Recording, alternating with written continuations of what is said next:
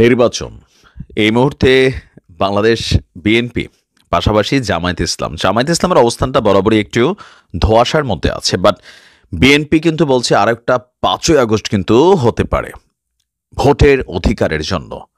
এর মাঝখানে আমরা দেখলাম যে প্রধান উপদেষ্টা তিনি একটা বক্তব্য দিয়েছিলেন নির্বাচনকে কেন্দ্র করে। তবে ওনার ওই বক্তব্যের মধ্যে কিন্তু একটা শব্দ ছিল, যার কারণে বিষয়টা পরিষ্কার পরিচ্ছন্ন ছিল না যে আদৌ কি ২০২৫ অথবা ২৬-এর মাঝামাঝি নির্বাচন হবে নাকি হবে না।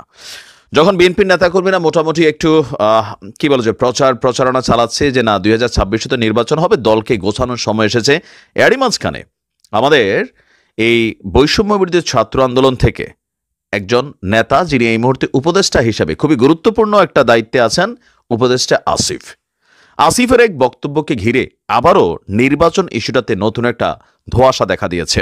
যদিও আমরা যতটুকু জানি যে ডক্টর ইউনূসের এই সরকার বৈষম্য বিরোধী আন্দোলনের প্ল্যাটফর্মে যে নেতারা আছেন তাদের কর্তৃক কোথাও না কোথাও নিয়ন্ত্রিত হয়, এমনটাই এটা জনগণের অধিকাংশ যারা আছেন তারা মনে করছেন। এর উপরে তারা একটা রাজনৈতিক দল আনছে, তো যদি খুব দ্রুত নির্বাচন হয় তাহলে তারা তাদের রাজনৈতিক দলের বিকাশ, জনগণের সাথে কানেক্টিভিটি, প্রচারণা এই বিষয়গুলোর জন্য খুব বেশি সময় হাতে পাবে না।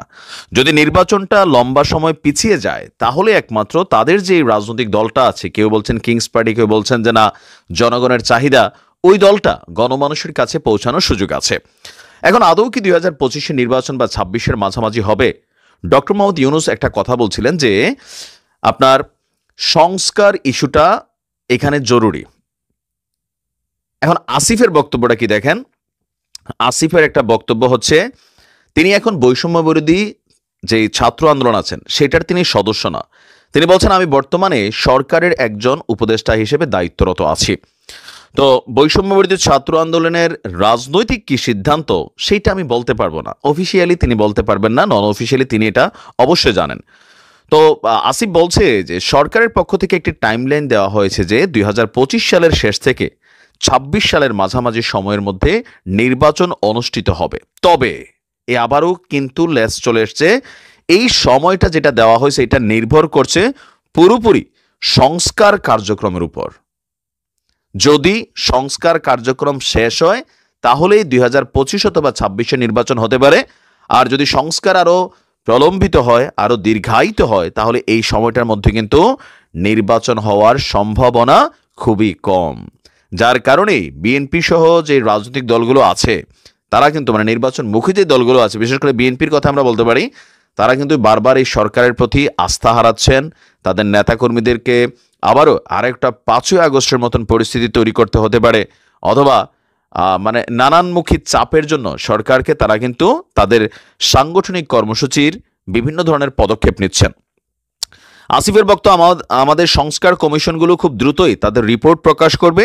সেই রিপোর্টগুলো নিয়ে রাজনৈতিক দলের সাথে এবং স্টেক হোল্ডারদের সাথে আলোচনার মাধ্যমে আমরা সংস্কার কার্যক্রমের দিকে যাব। সংস্কার কার্যক্রম বাস্তবায়নের পরেই আমরা নির্বাচনের দিকে যাব।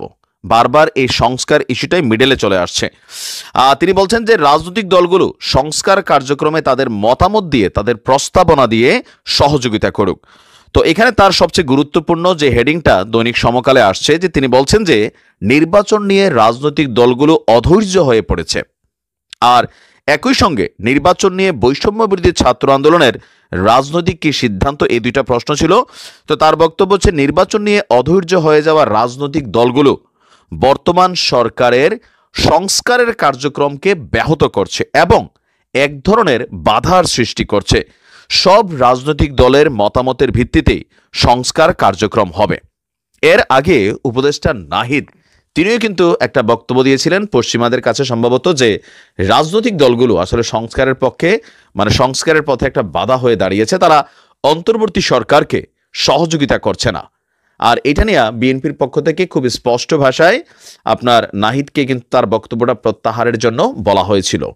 তো সবকিছু মিলিয়ে যতটুকু বোঝা যাচ্ছে নির্বাচন আদৌ ২০২৫-২৬-এ হবে কিনা সেটা নিয়ে শঙ্কা আছে। তো অনেক বিশ্লেষকরা বলছেন যে না, ২৫-এর মধ্যে বিএনপি তাদের রাজনৈতিকভাবে চাপ প্রয়োগ করবে সরকারকে যেন নির্বাচন দিতে বাধ্য হয়। আবার কেউ কেউ বলছেন বিএনপির কি ক্যাপাবিলিটি আছে যে চাপ দিয়ে অন্তর্বর্তী সরকারের বিপরীতে তারা এই নির্বাচনটাকে আদায় করে নেওয়া, যেহেতু এখন যে শক্তিটা মাঠে আছে এটাও আওয়ামী লীগের চেয়ে কম শক্তিশালী সরকার না, কারণ মাঠ পর্যায়ে তাদের যে পাওয়ার অথবা যতটুকু স্ট্রেংথ আছে সেটা বিএনপির এই কার্যক্রমকে মোটামুটি ট্যাকেল দিতে পারবে। কারণ বৈষম্য বিরোধী ছাত্র আন্দোলনের প্রধান ক্লিয়ার একদম মেসেজ সারজাস হাসনাতদের নাগরিক সমাজের আওয়ামী লীগের বিচার ছাড়া, শেখ হাসিনার বিচার ছাড়া নির্বাচন কোনোভাবেই তারা করতে দিবে না। তো যে দিবে না, বিএনপি বলছে করতে হবে, সরকার বলছে যে রাজনৈতিক দলগুলো বাধা, জামাত বলছে যে আমরা সংস্কারের জন্য সময় দিতে প্রস্তুত আছি।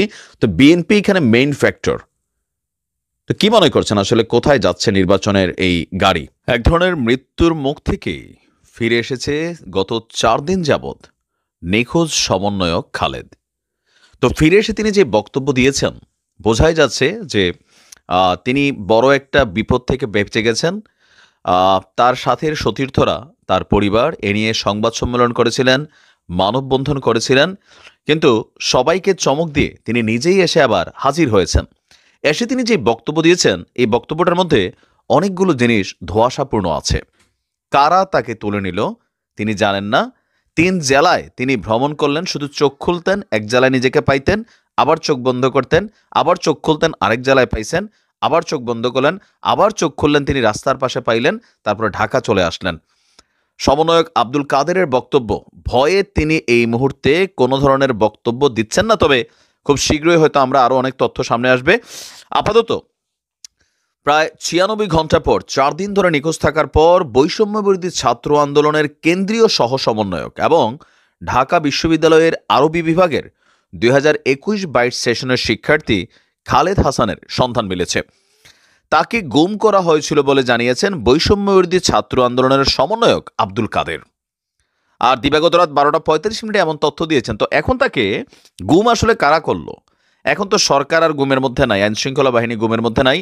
আর ছাত্রলীগ, যুবলীগ, আওয়ামী লীগ যদি তাকে নিয়েই যাইতো, আসলে কি তাকে এইভাবে ছেড়ে দিত যদি বিষয়টা এরকমই হয়? কিছুটা তো এখানে অস্পষ্টতা রয়েছে। তা আমরা দেখি।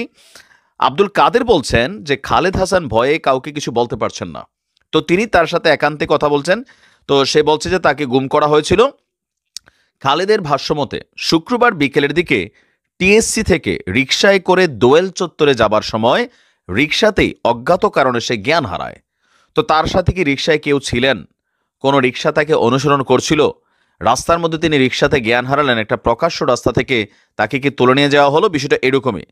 তো এরপরে পরবর্তীতে যখন তার জ্ঞান ফিরে আসে, সে নিজেকে সুনামগঞ্জের একটি পেট্রোল পাম্পের কাছে মাইক্রোবাসের মধ্যে দেখতে পায়, সেই সিলেটে। এ সময় তার সাথে আরো 2-3 জন ছিল। পরবর্তীতে ওই দৃশ্য দেখে তিনি আবারও জ্ঞান হারাই ফেলেন। এরপর যখন তার জ্ঞান ফিরে, তখন তিনি নিজেকে পঞ্চগড়ের কোনো একটা জায়গা দেখতে পান। তো তিনি কিভাবে বুঝলেন তিনি পঞ্চগড় আছেন? এই জিনিসগুলো একটু তো এখানে রহস্যময় ইস্যু। তো তখনও নাকি মাইক্রোবাস চলমান ছিল, তার মানে তিনি জ্ঞান ফিরে এরকম চোখ পিটপিট করে আমরা তাকাইছিল, সাইনবোর্ড টাইনবোর্ড পড়তেছিল, বিষয়টা ওই রকমই কিছু হয়েছিল। এরপর আপনার আবার তার জ্ঞান হারায়। তৃতীয়বার যখন তার জ্ঞান ফিরে আসে, তখন সে নিজেকে বরিশালের কোনো একটা রাস্তার পাশে পড়ে থাকতে দেখেন। পরে তাকে কেউ একজন গাড়িতে তুলে দিলে সে ঢাকা পৌঁছে হলে ফিরে আসে। একটু অস্বাভাবিক আমার কাছে মনে হচ্ছে। তিনি যখন বরিশালে পৌঁছাইলেন, সেখানে বৈষম্য বিরোধীর হাজার পোলাপাইন আছে। তিনি সেইখান থেকে একটা গাড়িতে সরাসরি চলে আসলেন এই অসুস্থ শরীরে। থানা পুলিশ কোনো কিছু গেলেন না। এখানেও একটু রহস্যময় একটা বিষয় কিন্তু সামনে আসছে। তো আব্দুল কাদেরের বক্তব্য, খালেদের মানসিক অবস্থা ভালো না, কাউকে কিছু বলতে পারছেন না ভয়ে। তো তাকে এই মুহূর্তে ঢাকা মেডিকেল কলেজে নিয়ে আসা হয়েছে। আর আপনার আমরা দেখছি যে শহীদ সার্জেন্ট জহুরুল হক হলের প্রাধ্যক্ষ অধ্যাপক ডক্টর মোহাম্মদ ফারুক শাহ বলছেন, আমি খালেদের সাথে কথা বলেছি, সে কিছু বলতে চাচ্ছে কিন্তু ভয়ে বলতে পারছে না। তাকে খুব দুর্বল দেখাচ্ছে, ডাক্তার নিয়ে এলে তার ব্লাড প্রেশার বেড়েছে বলে জানায়। তাকে ঢাকা মেডিকেল কলেজে নিয়ে যাওয়া হচ্ছে, সুস্থ হলে সে সবাইকে ঘটনার বিস্তারিত বলবে। আমরাও জানতে চাই, কারণ খালেদের এই বক্তব্য যতটুকু আব্দুল কাদেরের মুখ দিয়ে আসছে, এখানে অনেকগুলো রহস্যময় ঘটনার অবতার ঘটেছে। তো একটু অপেক্ষা করতে হবে আসলে কি ঘটেছিল এই কেন্দ্রীয় সহ সমন্বয়কের সাথে।